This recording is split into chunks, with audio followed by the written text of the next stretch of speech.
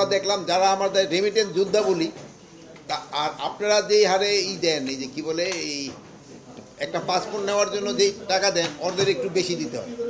এই রেমিটেন্স যোদ্ধাদের থেকেও এই টাকাটা বেশি নিব না, এই টাকাটা আমরা মোটামুটি সমানই করে দেব। যেহেতু ওদের আমরা সবসময় রেমিটেন্স যোদ্ধা বলি, কিন্তু ওদের যে রেমিটেন্স যোদ্ধা হিসেবে যে সম্মানটা পাওয়ার দরকার ওই সম্মানটা অনেক জায়গায় পায় না। ওরা সার্ভিসটা অনেক জায়গায় আমাদের অনেক জায়গায় ভালোভাবে পাচ্ছে না, সব জায়গায় সব দেশে।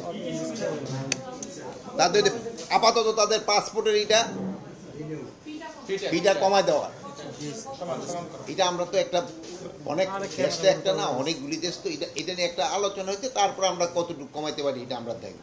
আর 2 নাম্বার হয়েছে এরা ম্যাক্সিমাম কিন্তু যারা আছে আমরা বিমানে ভ্রমণ করার চেষ্টা করে। যেহেতু বিমানে ভ্রমণ করলে তাদের একটা সুবিধা হলো তারা ওই ভাষাটা বোঝে আর প্লাস ওই দেশি খাবারটাও পায়।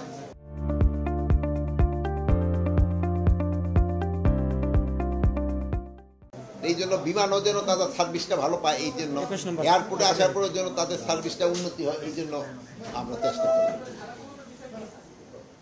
বিমানের ভাড়া যদি কমানো যায় অবশ্যই, যদি এটা তো ধরেন যে কমার্শিয়াল, এখন এটা কম্পিটিশনের যদি একজনে কমাইলে আরেকজনে কমায়, এটা তো এখন যদি বিমান আবার বেশি কমায় অন্য ধরনের কোনো প্রেশার থেকে তা তো আমরা জানি না। বাট বিমান লাভজনক করার জন্য যতটুকু তারা নিতে পারবে অতটুকুই তারা করবে।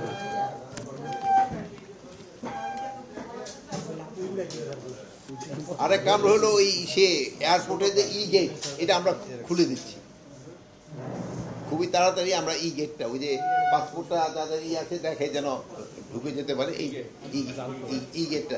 আর পাসপোর্ট তো আমরা বলে দিচ্ছি যে ইলেকট্রনিক পাসপোর্ট এই ডিসেম্বরের ভিতরে মোটামুটি বিদেশেগুলি আমরা করে দেবো।